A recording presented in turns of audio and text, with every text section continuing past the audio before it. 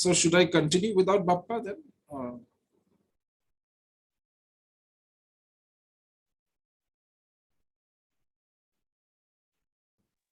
Yes? Or should I wait? Sir, I'm asking him whether he'll be able to join us. Okay.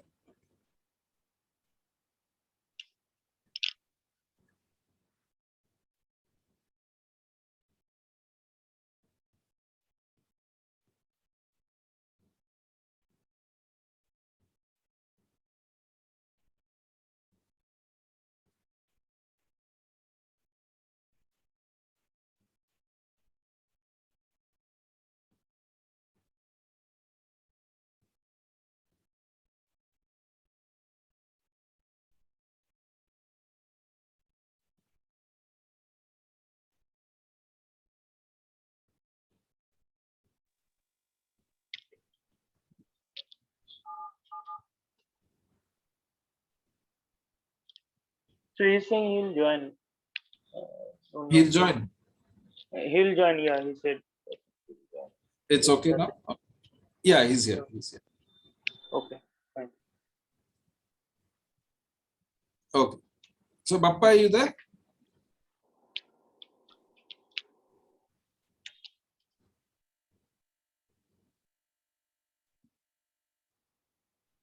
Yes, Bappa, are you there?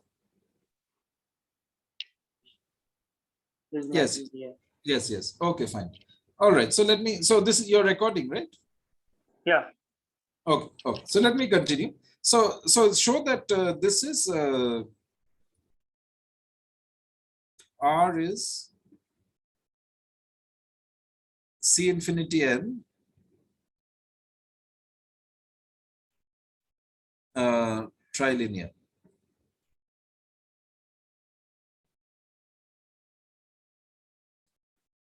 Okay, so that means R of fx, yz will be f times R of x, y, z. R of x, f, y, z will be f times R, x, y, z. And R of x, y, f, z will be f times R of x, y, z. Okay, so you have to check this, all right? You can do that, yes? Yes, sir. All right, so I leave it to you to check. Now, once you have this, as you get as a corollary, this implies that R of x, y, z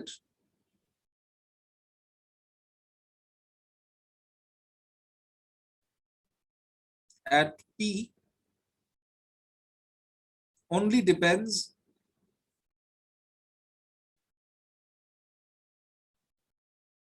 on xp, yp, and zp. So I can therefore define R of any three tangent vectors at P, u, v, w, you see? Because I just choose any three vector fields whose values at P are equal to u, v, w, and then I compute R of x, y, z, and then I evaluate it at P. That will only depend on u, v, w. That's the point, all right? So how do you show this? Because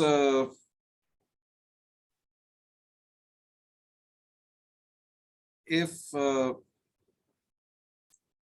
x is equal to summation ai del del xi, y is equal to summation bi del del xi, and z is equal to summation ci del del xi.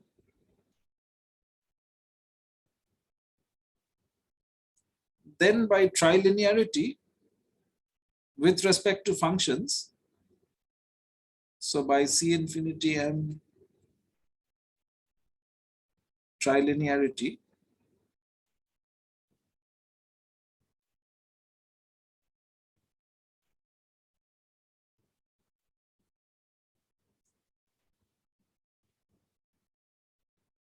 R of x, y, z at P, this will be equal to sum over I, sum over j, sum over k, A I B J C K R of del del xi del del xj del del xk, the whole thing at P, right? Because it's C infinity and trilinear, I can take the AI Bj Ck outside the brackets, right? Yes, sir. And then if when I evaluate this at P, what will I get? I'll get sum over ijk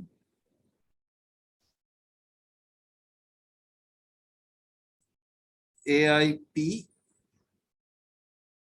BJP CKP R of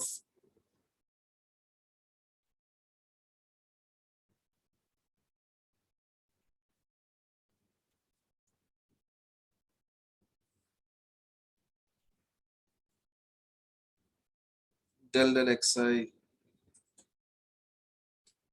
del del xj del del xk, the whole thing at P. And this only depends on the values of AI, Bj, and Ck at P, right? Which only depends on xp, which is summation AIP del del xi, yp, which is sum over j bjp del del xj,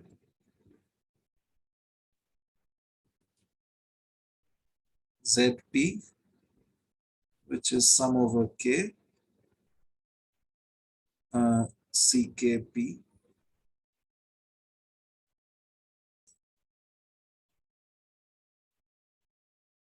del del xk. All right. Yes, sir. Is this clear?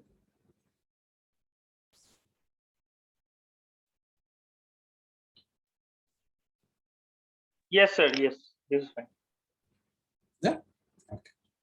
You mean all those del del xi, del xj at P, right? Yes. Not a fan. No, this is these three vector fields. These are vector fields in a neighborhood of P. R acts on vector fields in a neighborhood of P, right? R acts on vector fields in a neighborhood of P. So this is a vector field in a neighborhood of P. I'm evaluating it at P. I don't know what is R of del del xi at P. That doesn't make sense yet. No, no, sir. I'm just saying that xp equals to that expression del del xi at P. Oh, right. Yeah, this here means at P. Yeah, of course. This Yeah. is yeah. Well, here, yes. In the second line, it's at P. Of course, right. Yes. Correct. Yeah. So is this okay? Yeah. Yes, sir. So thus we can define a map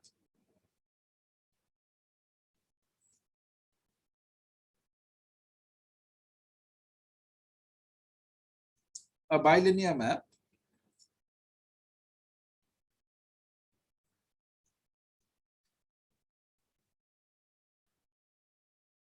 RP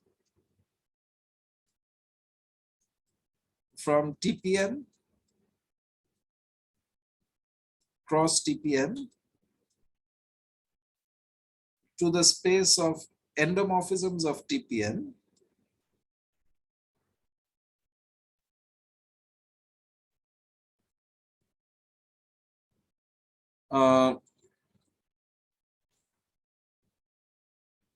so let me call it X comma Y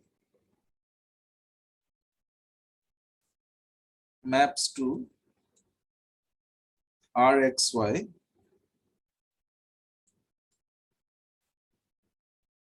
which is the linear map Z goes to Rxy of Z,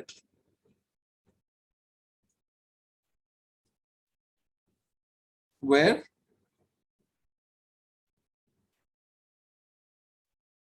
Rxy of little z, this is defined to be capital R, capital X, capital Y of capital Z at P for any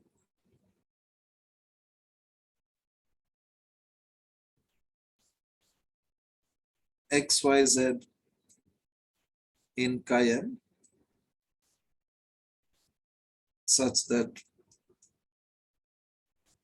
XP is little x, YP is little y, and ZP is little z. Is this okay? Yes, sir. Yes, sir. Okay. So we'll talk about more properties of this curvature operator next time. Since we're over time, let me just finish by noting that from the definition it follows easily that R is an alternating bilinear map. R is an alternating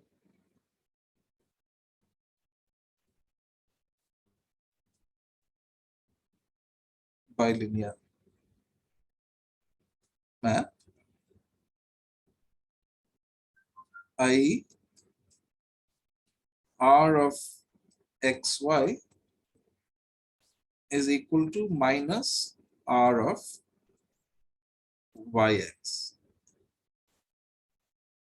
Right, this is clear because when I apply R to vector fields capital X, capital Y, if I interchange capital X and capital Y, then this changes, right? This changes sign. Is it clear? Yes, sir. Yes. Okay, so this is an alternating bilinear map. So you can think of as R as a two form with values in the space of endomorphisms, right? It's so R is an endomorphism valued two form. Okay. Does that make sense? Yes, sir. R is an endomorphism valued two form.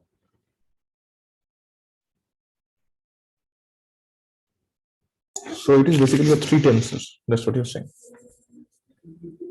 No, it's actually a four tensor, right? Oh, right. Then again, yeah. Sorry. Yeah, Four because tensors. if I want to figure out what is Rxy of Z, I need to take inner product with another vector W. T. Oh, W, right? Yeah. So then it becomes a multilinear function of four vectors. So then it Four becomes tensors. a 0-4 tensor. It becomes a 0-4 tensor, 0, 4 tensors. Yeah. right? So it becomes a 3-1-1-3 tensor. Yeah, that was I was asking. Yeah. I mean, Well, yeah, you can think of it that way too, right? Yeah. it becomes a 1-3 tensor. I mean, you can turn it into a 0-4 tensor. That's all. And normally that's No, I am saying this because I have seen it is written everywhere that 1-3 tensor. right. It's right. RX. So it's Yeah, so RX. this belongs to TPM. So that's where the one comes from. And these three, I mean, it is linear in these three. So it's contravariant. Contravariant, 3 contravariant, 1 covariant. Yeah, it's 3 contravariant, 1 covariant. Yeah. So, Yes. 3 arguments in the vector and the fourth in the T star instance. Yeah. right. Okay.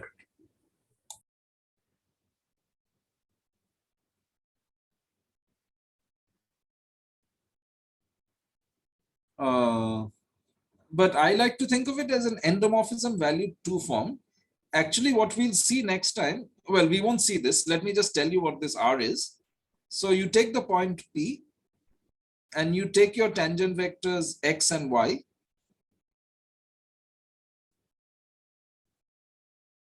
Okay.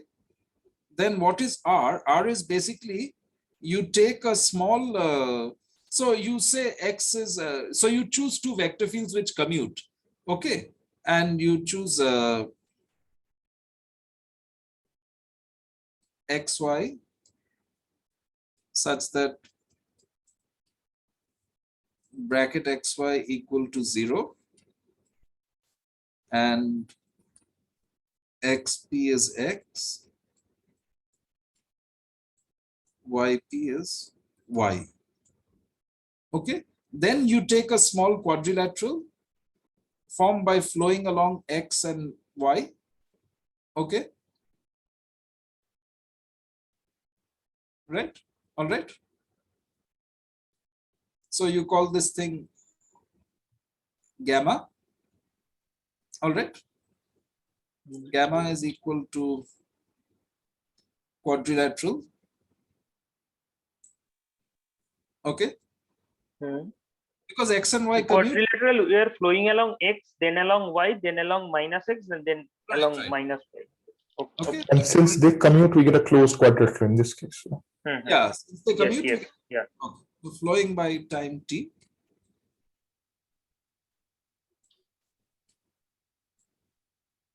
Along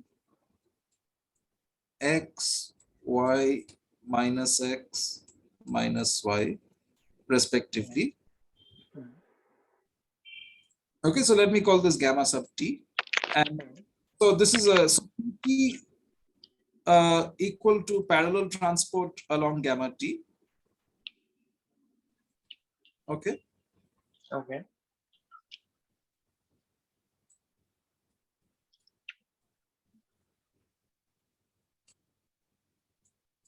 So this becomes an endomorphism of TPM. In fact, it's an isometry of TPM, right? Yes, yes.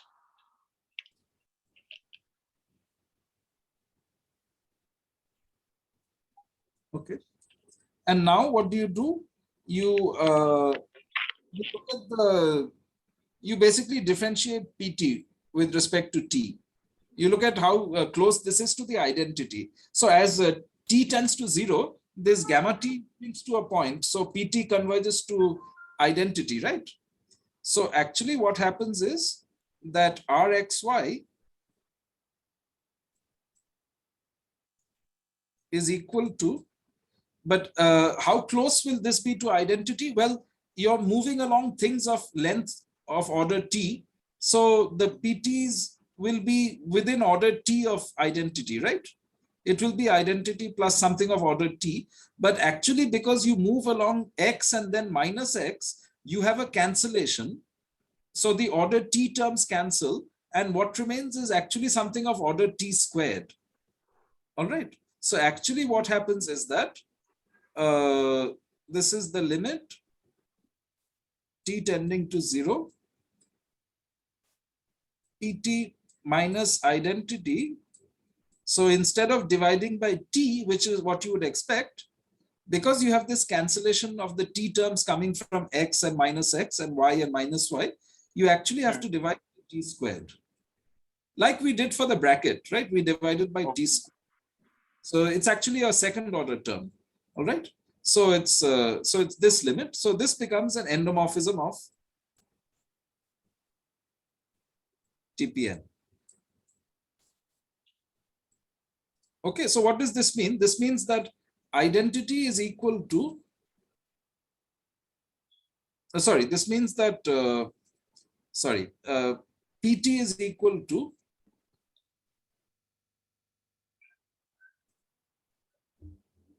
identity plus T squared RXY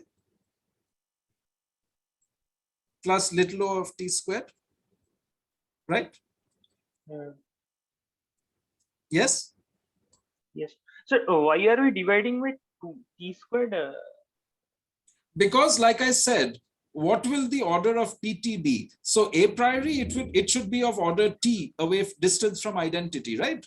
Because these sides get T. But because we're transporting along X and then minus X, there is a first order cancellation of first order terms. Okay.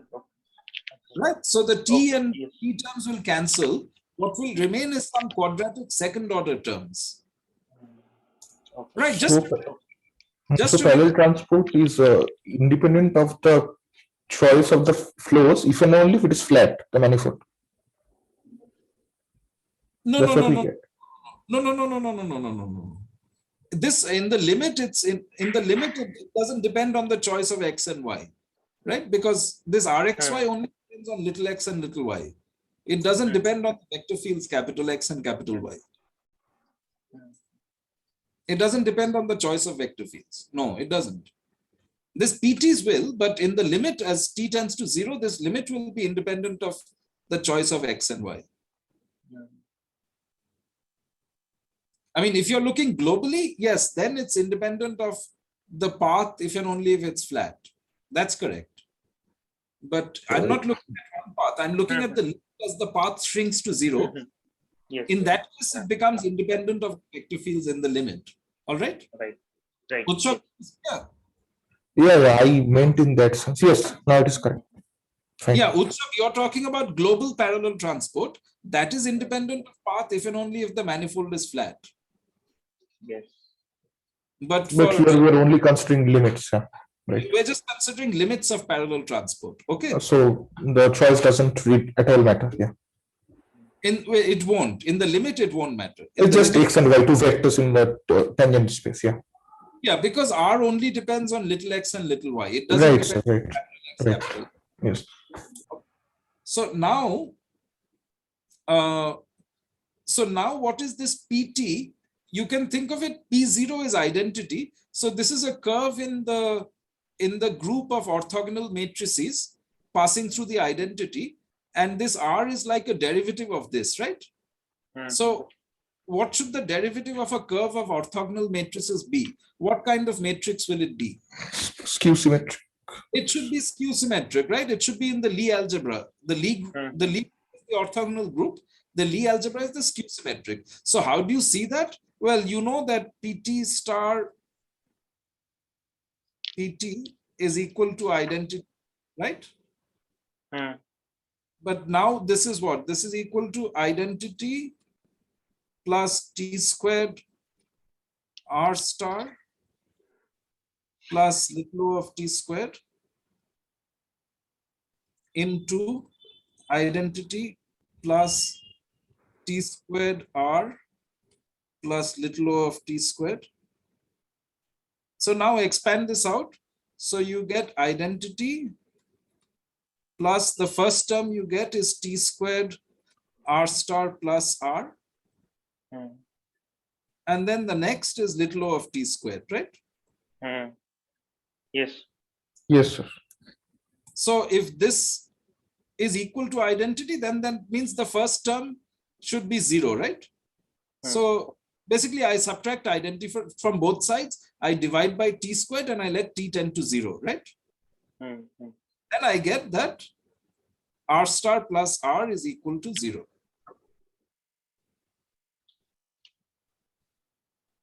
Okay, so we will prove this next time, that this is an endomorphism valued 2 form, which takes values not just in any endomorphisms, but in skew symmetric endomorphisms. Okay, so R of xy in end TPM. We will prove this next time, that this is skew symmetric. Okay.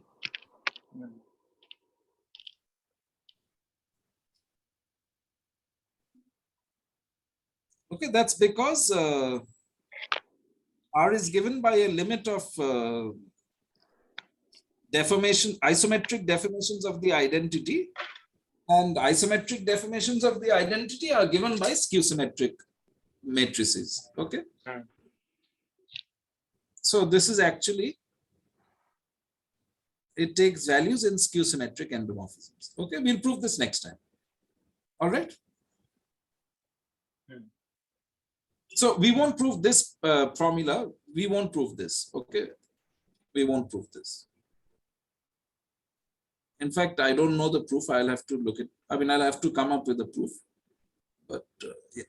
So as you just said that if we looked at this parallel transport, this would be actually an isometry, that is a subgroup of this member in the orthogonal group at No, no, the tangent space.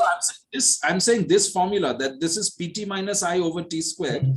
that this limit exists and is independent of x and y and is equal to r of xy. This proof I'll have to work out. This formula. I'm just saying that as you commented over there, that the parallel transport is actually an isometry here when we are going through this loop, right? Right. So, and then it's a member of the orthogonal group at that tangent space. Correct. So, say like this is, I'm just pertaining to that question of holonomy group, right? We know that if we go by loops at a point, okay, Correct. and Yes. then we get all those I mean like all those corresponding members at the tangent space of at that point we get orthogonal matrices. So Right. mainly we get a subgroup, right, of the orthogonal group Correct. over there. Correct. So I just wanted to ask this question that given any subgroup of the orthogonal group, can we find the say nice manifold or something that we will get holonomy group as that the inverse kind of a problem. I don't know. I have no idea about this. This question last year there was also a geometry course and there are some exercises. So from then I wanted to ask this question at some point of time. So yeah.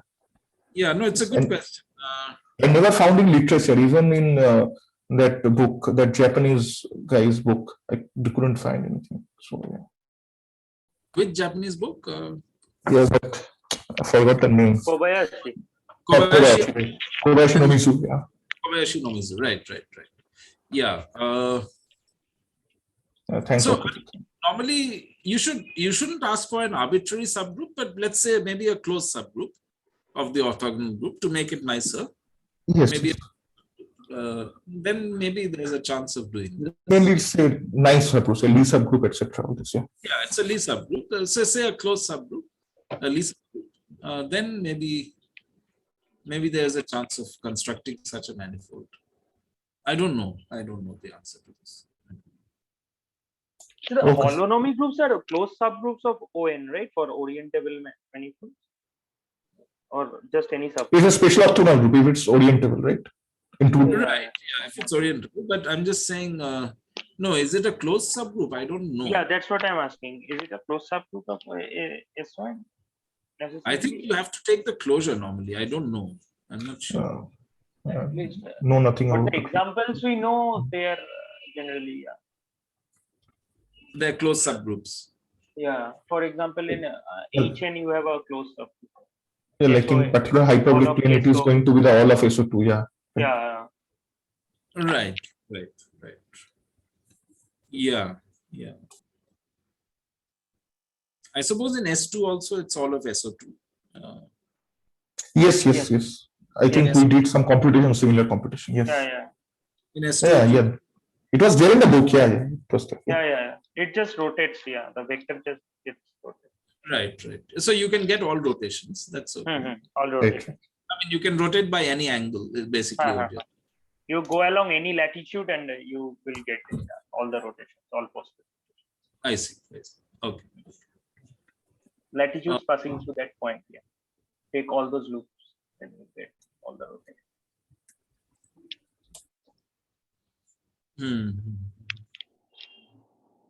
Yeah, I don't know in general what the answer will be. I don't know if you always get a closed subgroup. I'm not sure.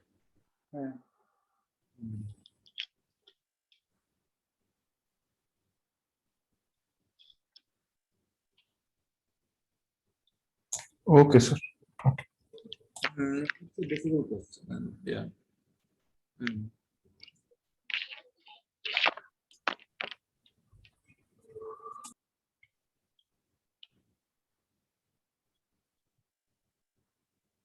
So actually, I have a presentation at 4:30. So yeah. So let's sure. Okay. So I'll see you on Thursday. All right. Bye. Sir. Sir. Sir, on Thursday I have a exam from 2:30, so I will not able to join that day. Oh, I see. Okay, okay. I will see from the recordings. after that. No problem. Okay. Okay. All right. Okay. See you Thursday. Okay.